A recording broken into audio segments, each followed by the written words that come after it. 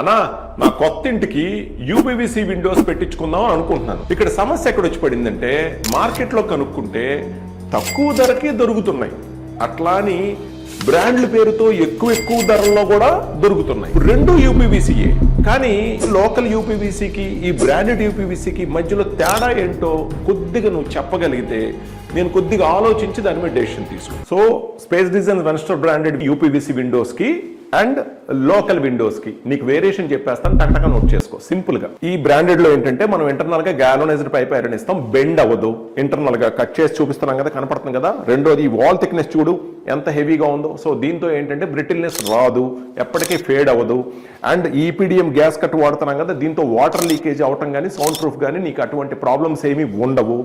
And coming to the local point, ఇక local దానికి వచ్చేసరికి లోపలంతా చూసావు ఎంత హాలోగా ఉందో, దీంట్లో ఎటువంటి ఫిల్లింగ్ ఉండదు, వాల్ థిక్నెస్ తక్కువ, బెండింగ్ అయిపోతుంది.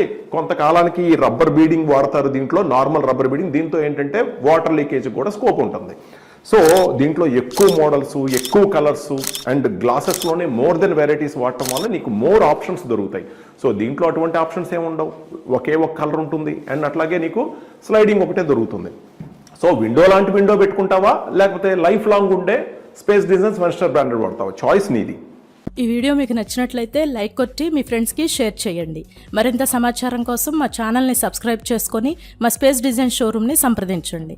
అలాగే మీకు ఏమైనా సందేహాలు ఉన్నట్లయితే కింద కామెంట్స్ రూపంలో మాకు తెలియచేయండి. Okay friends, bye.